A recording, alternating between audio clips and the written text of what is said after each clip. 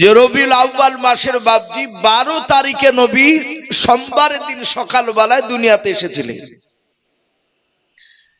12 তারিখ, কিন্তু কেতাবে লিখেছে 12 তারিখ বলে নয়, কেউ বলেছেন 9 তারিখ রবিউল আউয়াল মাসের 9 তারিখ ছিল, কেউ বলেছেন 10 তারিখ, কেউ বলেছেন 11, কেউ বলেছেন 12। নবীজির জন্মের তারিখ নিয়ে বাবজি দ্বিমত মতভেদ রয়েছে। কেন? মানুষেরা বাবজি জানতো না, মক্কার লোকেরা এমনকি আমিনাও জানতেন না যে মুহাম্মদ সাল্লাল্লাহু আলাইহি ওয়াসাল্লাম তিনি জন্ম নেওয়ার পর তিনি নবী রাসূল হবে। এই জন্য বাবজি জন্মের তারিখ নিয়ে মতভেদ রয়েছে। কেউ যদি বলে 9 তারিখে, আপনি অস্বীকার করতে পারবেন না। কেউ যদি বলে 10 তারিখে, অস্বীকার করতে পারবেন না। কিন্তু বেশিরভাগ উলামারা বলেছেন 12 তারিখ। কিন্তু নবীজির ইন্তেকালের তারিখ নিয়ে বাবজি কারো দ্বিমত নয়, সবারই একমত। তো কেতাবে লিখেছে রবিউল আউয়াল মাসের 9 কিংবা 11 কিংবা 10 কিংবা 12 তারিখ। আমরা বেশিরভাগ 12 তারিখটাই বাবজি প্রাধান্য দিই। রাসূল দুনিয়ার বুকে আসবে, আমিনার পেটে বাবজি ব্যথা শুরু হয়েছে। রাত্রিবেলায় আমিনা বিছানায় বসে বসে কাঁদছেন ঘরের ভিতরে, ওগো মাওলা, আমার যদি আজকে স্বামী বেঁচে থাকতো তাহলে নিশ্চয় মাওলানা সাহেবের কাছ থেকে পানি পড়া নিয়ে আসতো। আপনাদের যোগ্য ইমাম সাহেব সভাপতি আজকে এই জালসা। বাবজি মানুষকে বসে রেখে হয়তো তার প্রশংসা করা ঠিক নয়, আমি তবু একটি ইশারাতান বলতে বাধ্য হচ্ছি। এই গ্রামের মানুষ খুব ভাগ্যবান যে একজন আপনারা যোগ্য ইমাম পেয়েছে। আমার পূর্বে যিনি বক্তব্য রাখছিলেন হযরত মাওলানা আব্দুল্লাহ ভাই, উনিও একজন যোগ্য আলেম। আমি উনার আপনাদের এই মসজিদের ইমাম, নামাজ পড়াছিলেন ইশার, আমি গতকালকে ইশার উনার পিছনে পড়েছিলাম, আজকেও বাবজি এশা নামাজ পড়লাম। এত সুন্দর কেরাত পড়ছেন, কোরআন তেলাওয়াত করেছেন, জান ঠান্ডা হয়ে যাচ্ছে। যোগ্য ইমাম না থাকলে বাবজি জালসা মানায় না। অনেক জায়গায় জালসায় দেখতে পাওয়া যায় সভাপতি করে দেয়, মুখে দাড়ি থাকে না, ও নামাজই পড়ে না। হয় টাকা পয়সা আছে, নাহলে এলাকার বড় ধরনের হয়তো নেতা টেতা ওকে বসে দিয়েছে সভাপতি জায়গায়। অনেক বক্তারা বাবজি ভুলভাল কথা বলে চলে যায়, ধরার ক্ষমতা থাকে না, বুঝতে পারে না যে এই কথাটা ভুল বলে চলে গেল। এই জন্য বাবজি যার যেখানে স্বভাব হয়, যে যেই লাইনের জিনিস তাকে সেই জায়গায় উপযুক্ত লোক বসানো এটা দরকার। আলহামদুলিল্লাহ আজকে খুব খুশি আপনাদের দূর রাত্রি জালসায় আপনাদের যোগ্য ইমাম সাহেবকে বাবজি সভাপতি হিসাবে পাওয়াতে। আমি বলছিলাম পানি পড়া আপনাদের ইমাম সাহেবদের কাছে মানুষ কার পড়া পানি পড়া নিতে যান না, কিছু হলেই যায়। রাসূল দুনিয়াতে আসার আগে ওই ইহুদির আলেমদের যারা গির্জায় ইমামতি করে, তাওরাত জবুর ইনজিলের যারা হাফেজ, ওই সব ইহুদির পণ্ডিতের কাছে মানুষ পানি পড়া নিতে যেত। তাই সেই দেখা দেখে এখনো বাবজি চালু আছে এগুলো। আমিনা মনে মনে চিন্তা করছেন, ওগো মাওলা, আমার স্বামী যদি বেঁচে থাকতো তাহলে নিশ্চয় আমাকে পানি পড়া নিয়ে এসে দিত, ওষুধ নিয়ে এসে দিত। পেটে ব্যথা শুরু হয়েছে। আমিনা মহান রব্বুল আলামিন রাত্রিবেলাতেই জান্নাত থেকে 4টে রমণীকে ডাকলেন, নারীকে। 4 নারীকে ডেকে বলেন, আয় রমণীরা, আয়, এক্ষুনি জান্নাতে কাউসারের পানি, জান্নাত থেকে মুশকে আম্বার, জান্নাতের দামি জান্নাতি পোশাক, নেকড়া নিয়ে তোমরা চলে যাও আব্দুল্লাহর কুটুরিতে। জোরে বলুন সুবহানাল্লাহ।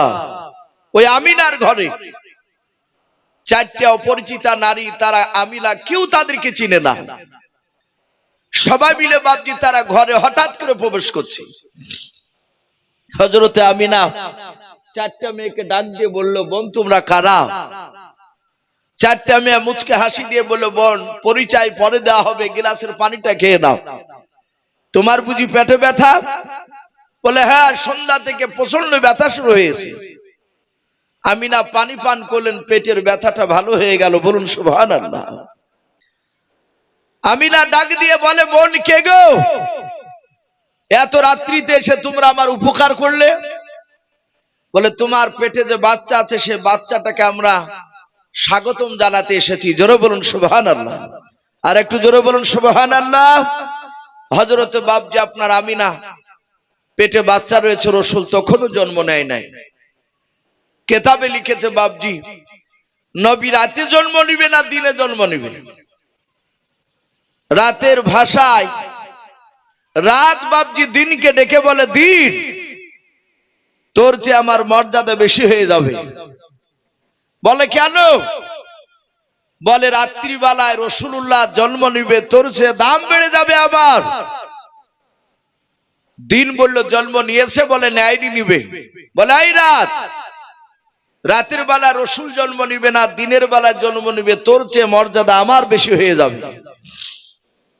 বাপজি নবী মক্কাতে জন্ম নিয়েছিলেন, মদিনার তখন দাম ছিল না। নবী আমার মক্কা থেকে হিজরত করে যখন মদিনাতে গেলে তখন মদিনার দাম এত বেড়ে গিয়ে পৃথিবীর মধ্যে বাপজি প্রতিটা মানুষ আমরা বলি সোনার মদিনা। জোরে বলুন সুবহানাল্লাহ। বলি নাই সোনার মদিনা? এত দামি জায়গা। হাজী সাহেবরা হজ করে আসলে জিজ্ঞাসা করায়, ভাই মক্কার মানুষ ভালো না মদিনার মানুষ ভালো? প্রতিটা হাজী সাহেবের একই উত্তর বলে যে পৃথিবী, শুধু মক্কা কেন গোটা পৃথিবীর মধ্যে মদিনার মতো মানুষ পাওয়া যাবে না। এত ভালো জায়গা। আর ভালো হবে না কেন? বিশ্ব নবী মদিনার মাটিতে শুয়ে আছে। নবী আমার আসবেন রাতে না দিলে, তাই রাত দিন বাপজি তারা দুজনায় ঝগড়া শুরু করেছে। তাই কবি বলে, আজ নবীর জন্ম দিবস হায় রে মুমিন ভাই, আজ নবীর জন্ম দিবস হায়, আজ নবীর জন্ম দিবস হায় রে মুমিন ভাই, আজ নবীর জন্ম দিবস হায়। ওই রাতে বলে আমার হবে, ওই দিনে বলে আমার হবে, রাতে দিনে ঝগড়া করে যায় রে মুমিন ভাই, আজ নবীর জন্ম দিবস হায়, আজ নবীর জন্ম দিবস হায় রে মুমিন ভাই, আজ নবীর জন্ম দিবস হায়। আমার আল্লাহ ডাক দিয়ে বলেন, ওরে রাত দিন শুনে নাও, আমার নবীকে এমন টাইমে দুনিয়ার বুকে পাঠাবো, রাত তুই দাবি করতে পারবি না রাতের বেলা রাসূল এসেছে, ওরে দিন তো দাবি করতে পারবি না দিনের বেলা রাসূল এসেছে।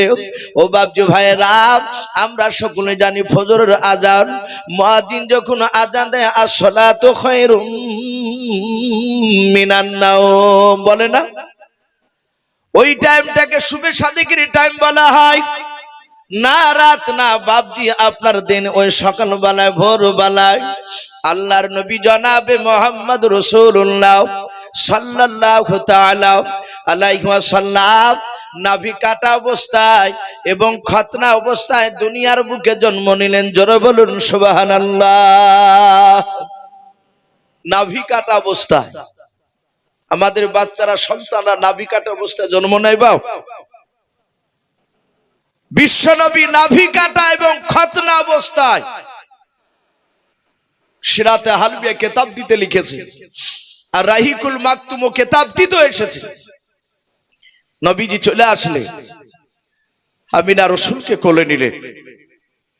ওই মেয়েগুলো বাপজি জান্নাতি কাপড় দিয়ে বাপজি জোড়ে ধরলে, মুশকে আম্বার লাগিয়ে দিলে, আমার দরদি রাসূলকে বাপজি চুমা দিয়ে চারটে মেয়ে আমিনাকে রেখে দিয়ে বাপজি কোলে দিয়ে চলে যাচ্ছে। আমিনা ডাক দিয়ে বলে, ওগো বোনেরাও, কই তোমাদের পরিচয়টা আমাকে দিলে না? প্রথম নাম্বার মেয়েটা ডাক দিয়ে বলেছিল, আমিনাও তুমি আমাকে চিনতে পারো নাই? বলে না। বলে আমি না, আমি হযরতে আদম শফিউল্লাহ আলাইহিস সালামের অর্ধাঙ্গিনী বিবি হযরতে মা হাওয়া আলাইহা সালাম। হযরতে আমিনা দি তুমি এটাকে ডাক দিয়ে বলেছিলেন, ও বোন তোমার পরিচয়টা দিয়ে দাও। দ্বিতীয় মেয়েটা ডাক দিয়ে বলেছিল, বোন আমিনা আমাকে চিনতে পারো নাই? বলে নাও। বলে আমি হযরতে ইব্রাহিম খলিলুল্লাহ আলাইহিস সালামের অর্ধাঙ্গিনী বিবি, আমি হযরতে মা হাজরা আলাইহা সালাম। 2 নাম্বার 3 নাম্বার মেয়েটা ডাক দিয়ে বলেছিল, বোন আমিনা তুমি আমাকে চিনতে পারো নাই? বলে নাও। বলে আমি হযরতে ঈসা রুহুল্লাহ আলাইহিস সালামের জন্ম দক্ষিণী মা হযরত মরিয়ম আলাইহা সালাম। 4 নাম্বার মেয়েটা মাথাটা নিচু করে দাঁড়িয়ে আছে। আমিনা ডাক দিয়ে বলেছিল, বোন তোমার পরিচয়টা তুমি দিয়ে দাও। 4 নাম্বার মেয়েটা ফেলফাল করে আমিনার দিকে চেয়ে বলেন, বোন আমার স্বামীর পরিচয় দিতে আমি বড্ড লজ্জা পাই। বলে লজ্জা পাওয়ার কারণ নাই, তুমি বলো। ওরা যে হাসতে হাসতে তারা আনন্দ করে বলেছে, কেউ নবীর মা, কেউ বলেছে নবীর স্ত্রী। ওরে বোন তোমার পরিচয়টা দিয়ে দাও। 4 নাম্বার মেয়েটা ডাক দিয়ে বলেছিল, বোন সারা পৃথিবীর মানুষ আমার স্বামীকে কেউ ভালো বলে না। কোরআন শরীফে বাপ যে বেঈমানের নামটা পাওয়া যায়, যে বেঈমান কোরআন শরীফে বাপ যে পাওয়া যায়। দুনিয়ার বুকে বাপ যে খোদা দাবি করেছিল, আনা রব্বুকুমুল আলা, ওই বেঈমান ফেরাউনের বাপজি বিবি হযরতে আসিয়া আলাইহা সালাম। বলুন সুবহানাল্লাহ।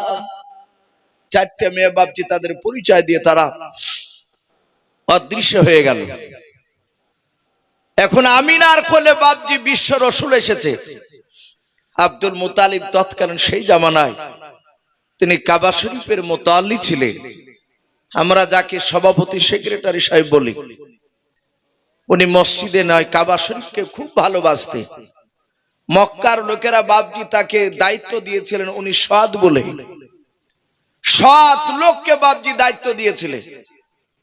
আজ আমাদের প্রায় জায়গায় মসজিদ বলেন মাদ্রাসায় বলেন সৎ ব্যক্তিকে বাপজি দায়িত্ব দেওয়া খুব কমই হয়।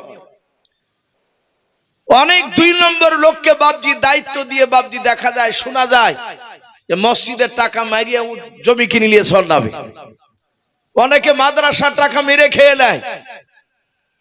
কিন্তু বাপজি আমাদের যখন নেতা নির্বাচন করা হবে মসজিদ মাদ্রাসার, আমাদের একটু লক্ষ্য করা দরকার যে সে লোকটা সৎ কিনা, সে নামাজ পড়ে কিনা। কিন্তু আমরা সৎ ব্যক্তিকে আমরা গুরুত্ব দিতে চাই না। যদি গরিব মানুষ হয় তাহলে তো একবারই পাত্তা দিবে না। বাপজি আমার সোনা লালেরাও, হযরতে আব্দুল মুতালিব কাবা শরীফের মুতাল্লি ছিলেন, দেখাশোনা করার ওনাকে দায়িত্ব দেওয়া হয়েছিল। উনি শুনতে পেলেন ওনার আব্দুল্লাহর সন্তান হয়েছে, নাম রেখেছে মুহাম্মদ, বলুন সাল্লাল্লাহু আলাইহি ওয়াসাল্লাম। আব্দুল মুতালিব কোলে করে নিয়ে আছে। এত সুন্দর চেহারা, পূর্ণিমার চাঁদকে বাপ জাহার মানাবে। নবীজির এত চেহারা, আল্লাহ রসুলকে কোলে করে নিয়ে আছে। আমি জানি না বাপজি আপনারা শুনেছেন কি না। অনেকে বাপজি ইউটিউব থেকে অনেকে বলছেন যে এসো ভাই আপনার জীবনী অনেক বক্তার শুনেছি, আপনারা শুনেছেন। এই যে রেকর্ডিং গুলো হচ্ছে, এদের সাথে হয়তো ব্যক্তিগত বাপজি আমার এদের সাথে কোনো ব্যক্তিগত সম্পর্ক নেই। তারা হয়তো তারা দৌড়ে এসেছে, তাদের হয়তো চ্যানেলগুলো বাপজি চালানোর জন্য। হয়তো আপনারা ইউটিউবে শুনেছেন কি আমার জানা নাই। রাসূলুল্লাহ বাপজি দুনিয়ার বুকে কটা মেয়ের দুধ পান করেছিল বাপজি জানা আছে আপনাদের কারো? একটু জোরে বলুন জানা থাকলে। আমার বিশ্ব নবী বাপজি দুনিয়ার বুকে জন্ম নেওয়ার পর দুধ পান করেছিলেন মাত্র 4টা মেয়ার। জোরে বলুন আলহামদুলিল্লাহ। কটা মেয়ের বললাম? 4টা মেয়ে। নবী আমার 4 মেয়ের দুধ পান করেছে। কোন কোন মেয়ের সেগুলো বাপজি বলবো।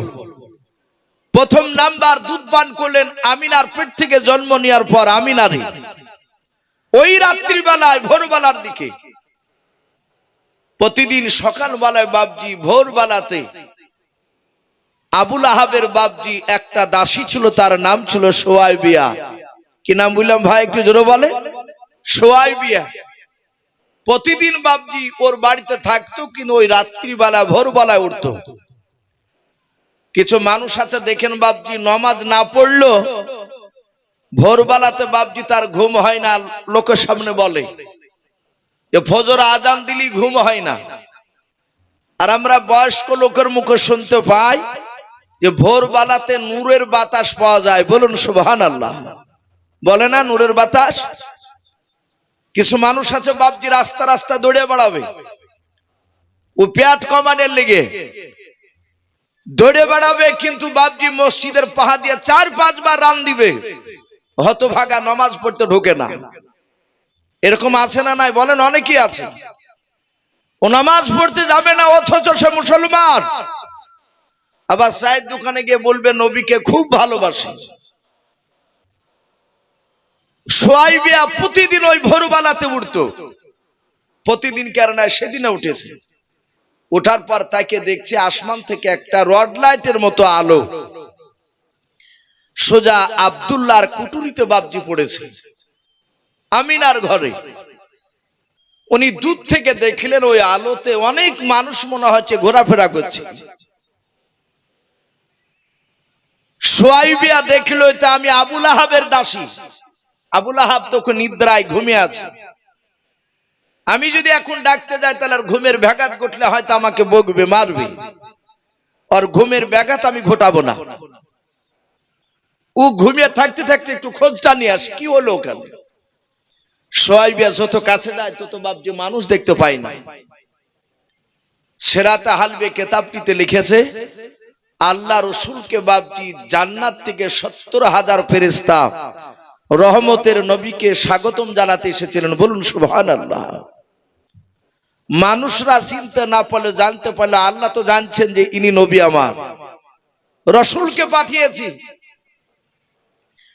আপনাদের যোগ্য মাওলানা সাহেব রয়েছেন, হাফেজ সাহেব পিলাস এবং আলেম কারি সাহেব মানুষ যারা উলামা বাপজি তারা পড়েছেন। মিরকাত বলে একটা বই রয়েছে, মান্তিকের কিতাব। জেনারেল শিক্ষিত ভাইয়েরা যারা একটু উচ্চ শিক্ষা শিক্ষিত হয়েছেন তারা জানেন যে দর্শন কাকে বলে। দর্শন বলে একটা সাবজেক্ট রয়েছে, এটা বাংলা আমরা বলি, ইংরেজিতে বাপজি ফিলোসফি বলি, তর্ক বিতর্কর বাপজি সেটা সাবজেক্ট। ওর ওই দর্শন বলেন আর ফিলোসফি বলে, তার যদি জ্ঞান না থাকে সে মানুষকে কথা বলে বোঝাতে পারবে না। অনুরূপভাবে ওই কিতাবগুলো ওই সাবজেক্টটা কি আমাদের মাওলানা ভাষায় বাপজি ওটাকে মান্তিক বলা হয়, যাকে ফালসাফার ইমাম বলি আমরা, যিনি লিখেছেন এই মান্তিক কিতাব। তে মিরকাত বলে বাপজি একটা বই রয়েছে, ওই বইয়ের বাপজি সারাতে নাই মতনে লেখা আছে খুতবায় আল্লাহ রসুলকে প্রশ্ন করা হলো, হে রসুল আপনি কবে থেকে নবী ছিলেন? এই মুহাম্মদ সাল্লাল্লাহু আলাইহি ওয়াসাল্লামের কথা আমার পূর্বেকার বক্তা হযরত মাওলানা আব্দুল্লাহ সাহেব বারাকাতুহুম আলিয়া উনি বলছিলেন নবী জীবনী বাপজি শুনতে গেলে সত্যি 1-2 দিনে শোনা সম্ভব নয়। তো মোটামুটি কথা একটু বাপজি একটু টাচ দিছি। তো আল্লাহ রসুল বলেন, এই সাহাবা আমি তখনও নবী রসুল ছিলাম যখন আদম শফিউল্লাহ আলাইহিস সালাম যখন পানি এবং মাটির সাথে মিশ্রিত অবস্থায়, আমরা যাকে কাদা অবস্থায় বলি, নবী বলছেন আমি তখনও রসুল ছিলাম। জোরে বলুন সুবহানাল্লাহ। তাহলে বাপজি রসুলুল্লাহ 40 বছর বয়সে নবুয়তটা বাপজি প্রকাশ হয়েছিল। তার আগে মক্কার লোকেরা জানতো না যে ইনি আখিরি জামানার রসুল তা, কিন্তু গাছ গুছালি জীবজন্তু পশু পাখি তারা চিনতে পেরেছিলেন, বলুন সুবহানাল্লাহ। ইনি রাসূল। তো সুয়াইবিয়া বাপজি এক পা দুপা করে এগিয়ে এসে দেখছে বাপজি মানুষ নাই, বাড়ির ভিতরে বাপজি গুজগাজ করছে। কি ব্যাপার? সুয়াইবিয়া বাড়ির ভিতরে ঢুকে দেখে আমিনা কোলে বাচ্চা নিয়ে বসে আছে, এত সুন্দর চেহারাও, সাথে হাতে বাপজি কেতাবে লিখেছে। আমিনার কাছে গিয়ে বাচ্চাটা কোলে নিল। আর বানতে হবে না, মরণ থাক, ওনাকে দিয়ে দে, আমাকে আর বানতে হবে না। ডাক দিয়ে বললেন, সুয়াইবিয়া মনে মনে চিন্তা করছেন, যদি এই বাচ্চাটা এত সুন্দর, এই ছেলেটা বড় হওয়ার পর লোকেরা প্রশংসা করবে, এই বাচ্চাটাকে নিয়ে যদি আমার স্তনে মুখ লাগে একটু দুধ পান করাতে পারতাম, জীবনটাকে ধন্য মনে করতাম, বলুন সুবহানাল্লাহ। তাই সুয়াইবিয়া বলল, বোন আমিনা, এই বাচ্চাটা আমাকে দিবা না? বলে কেন? বলে আমি একটু আমার স্তন থেকে দুধ পান করাতাম। বলে করা অসুবিধা নেই। নবীকে নিয়ে দুধ পান করালেন, তাহলে দুটো মেয়ে দুধ খাওয়া হলো। 3 নাম্বার, ওই আমিনার কাছে বাপজি ওই বাড়িতে আর একটা মেয়ে ছিল, কেউ বলেছেন আব্দুল্লাহর আপন বোন, কেউ বলেছেন তার বোন নয়, তার বাড়ির বান্দি দাসী ছিল। বেশিরভাগ উলামারা লিখেছেন আব্দুল্লাহর ওটা বোন, নাম ছিল বাপজি উম্মে আইমন। কি নাম বললাম? উম্মে আইমন। উম্মে আইমন দেখলো একটা পাশের বাড়ি আবু লাহাবের দাসী সুয়াইবিয়াও এসে সে দুধ পান করালো। আর আমার ভাই আব্দুল্লাহ আমিনাকে বিয়ে করে নিয়ে আসার পর থেকেই আমার বান্ধবী হয়েছে, আমি এর সাথে অনেক উঠা বসা করেছি, আর আমি দুধ পান করাতে পারবো না? উম্মে আইমন বলল, আমিনা কিছু মনে না করলে আমি তোমার ছেলেকে নিয়ে আমার স্তন থেকে দুধ পান করাতাম। বলে অসুবিধা নাই, খাওয়া। উম্মে আইমন পান করালেন। তাহলে 3টে হলো। 4 নাম্বার আসছে, মক্কা নগরে বাপজি সেই সময় একটা প্রথা ছিল, একটা বাতাস বইতো মক্কা নগরে, বাতাসটাকে লুহ বাতাস বলা হয়। লাম ওয়াও হা, লুহ শব্দের অর্থ হচ্ছে দূষিত। মক্কা নগরে শুধু মক্কাতেই, ওই কুরাইশ বংশের ওই এলাকাটায় বাচ্চা জন্ম নিলি 2 মাস 4 মাস করে মক্কা নগরে তার মার কাছে থাকলি বাচ্চার শরীরে ঘা হইতো, পচা ধরে বাচ্চা মারা যেত। মানুষের একটা আতঙ্ক ধরে গিয়েছিল। এই যে কয়েক বছর আগে বাপজি করোনা গেল, বাসে খুক খুক করে কাশলে মানুষ চাদরটা দিয়ে ঢাকে, কাশিওয়ালা লোক হলে ওর কাছ থেকে 10 হাত দূরে গিয়ে দাঁড়াইতো ভয়। এমনই মানুষের বাপজি আতঙ্ক ধরে গিয়েছিল। অনেক জায়গাতে করোনার সময় তো বাপজি মানুষকে বিনা গোসলে দাফন করিয়েছে, এরকম রিপোর্ট রয়েছে। দুধ থেকে বাপজি পানি ঢেলি দিয়েছে, ভয়ে লাড়েনি। এ ছিল একটা আতঙ্ক। মক্কা নগরে বাপজি ওই রকম আতঙ্ক ধরে গিয়েছিল মানুষের। সেই সময় মুড়োরা দেখেছিল মক্কার বাচ্চা মক্কার বাইরে চলে গেলে অন্য জায়গায় গিয়ে মানুষ হতো, সে বাচ্চাটা বেঁচে যেত, মরতো না। তাই তারা আইন চালু করেছিল, মক্কার মেয়েরা বাচ্চা জন্ম দিবে, মানুষ করবে অন্য দেশের মায়েরা, দাইমারা, ওরা যে মানুষ করবে তার বিনিময়ে বাপজি তারা মোটা অঙ্কের টাকা পাবে। তাই প্রতিদিন বাপজি মক্কার বাহির থেকে মানুষেরা মক্কা নগরে বাচ্চা নিতে আসতো। রাসূল আমিনার কাছে 5 দিন ছিলেন মক্কা নগরে। 5 দিনকার দিন আমার বিশ্ব নবীকে কোলে করে নিয়ে আমিনা রাস্তার ধারে বাপজি দাঁড়িয়ে আছে। আপনাদের যেমন মেন লালবাগের এই কদম শরীফ, যে আপনার এই যে কুর্মিতালা যে মোড়, এইরকম বাপজি রাস্তার ধারে বাপজি দাঁড়িয়ে আছে আমিনা। তার শ্বশুর মশাই আব্দুল মুতাল্লিব রাসূলকে বাপজি আমিনা কোলে করে নিয়ে